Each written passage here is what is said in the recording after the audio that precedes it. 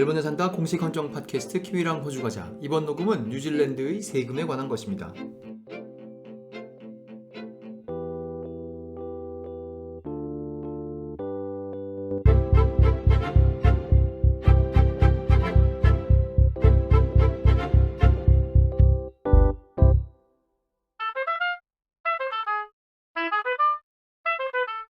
(2023년 5월 1일에) 녹음하고 있습니다. 이번 녹음에서는 뉴질랜드의 세금에 관한 최근 소식을 알아보려고 하는데요. 제가 지금 객지에 나와 있습니다. 그래서 녹음을 올 만한 상황이 되지 못해서 지금까지 못 올리고 있었는데요. 오늘 좀 열악한 상황에서라도 한번 만들어 보려고 합니다. 이번 녹음의 내용은 전반부와 후반부 이렇게 나누려고 하는데요. 후반부에서는 지난 일주일 동안 벌어진 일이 무엇인가를 보려고 하고, 전반부에서는 지난 일주일이 있기 전 한 10년 동안 무슨 일이 있었는가 그거를 보려고 합니다. 모두 뉴질랜드의 세금에 대한 것이죠. 그럼 전반부를 시작하겠습니다. 2008년에 뉴질랜드 노동당이 정권을 잃죠. 그 이후에는 야당으로 있으면서 어떻게 하면 좀 표를 많이 받아볼 수 있을까라고 생각을 하면서 Capital Gains Tax, 한국말로는 양도소득세가 좀 비슷할 것 같은데 그냥 이 녹음에서는 Capital Gains Tax라고 하겠습니다.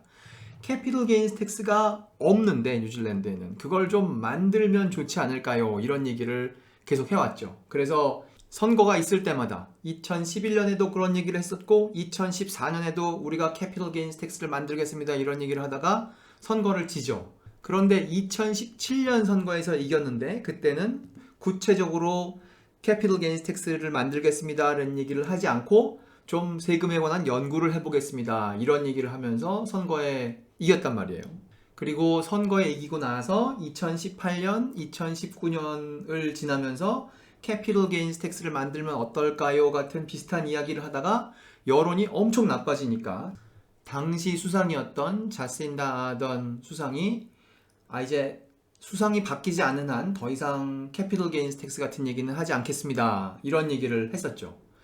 그리고 나서 그것에 관한 이야기는 사라진 것으로 보였는데 2021년, 지금부터 약 2년 전 7월 달에 뉴질랜드 몇몇 사람들이 이거 정부가 공식적으로 발표는 하고 있지 않지만 뭔가 새로운 세금을 만들기 위해서 준비하는 것은 아닌가 이런 관찰을 한 사람들이 있었어요.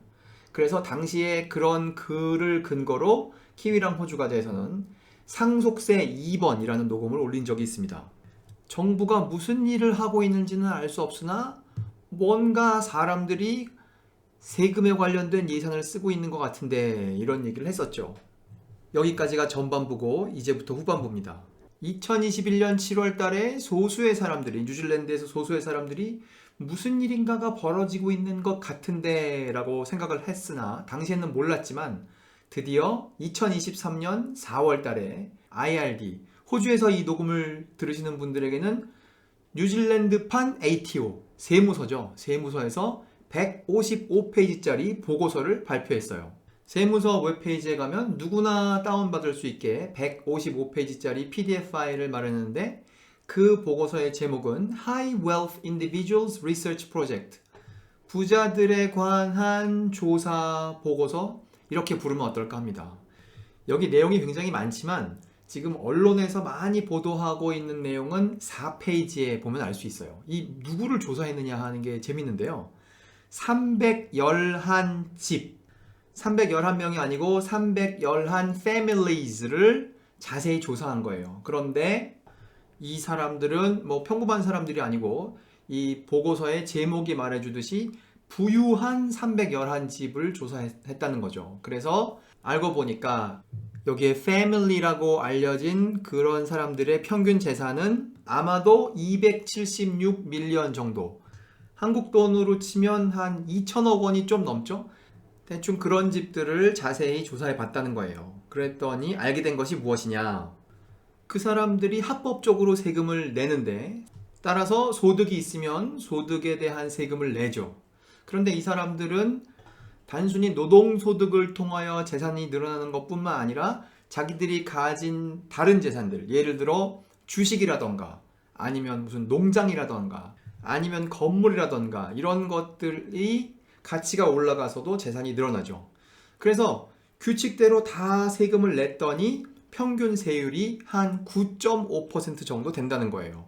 반면에 큰 재산을 갖지 않은 사람들은 자기들의 소득이 대부분 노동소득인데 그럴 경우 평균적으로 22%, 거기다가 GST를 더하면 자기 소득의 30% 정도를 세금으로 내고 있다는 거죠. 그러니까 부자들은 9.5%, 부자가 아닌 사람들은 22% 혹은 그 이상 이렇게 내고 있으니까 이게 얼마나 불합리한 세금 제도이냐, 이 얘기를 할 수 있게 된 것이죠. 이러한 보고서가 없을 때에는 그냥 두리뭉실하게 뉴질랜드의 부자들은 세금을 잘 안 내는 것 같아 라고 밖에 할 수 없었는데, 이번에 이 보고서를 통하여 상당히 구체적으로 재산이 276밀리언쯤 되는 사람들이 내는 세율의 평균은 9몇 %다라는 이야기를 할 수 있게 된 것이죠.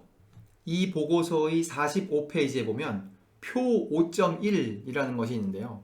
거기에 보면 이 사람들의 소득 중 세금을 부과할 수 있는 종류의 소득은 얼만큼이고 세금이 존재하지 않는 영역의 소득은 얼마인가를 비교한 표가 있는데요.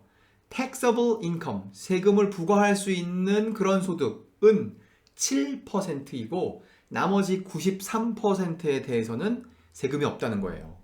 이 93%의 소득에 관해서 세금이 존재하지 않는다는 게 너무 놀라운 일이기 때문에 이것 담당하는 장관이 나와서 열심히 얘기하고 있죠. 요즘 데이빗 머라는 사람인데, 근데 그 사람 말을 잘 들어보면 어떤 것까지를 소득이라고 하느냐 하면, 예를 들어 농장의 가격이 올라가면 농장의 가격이 올라갔는지 안 올라갔는지는 사실 팔기 전에는 그것을 확정할 수가 없죠.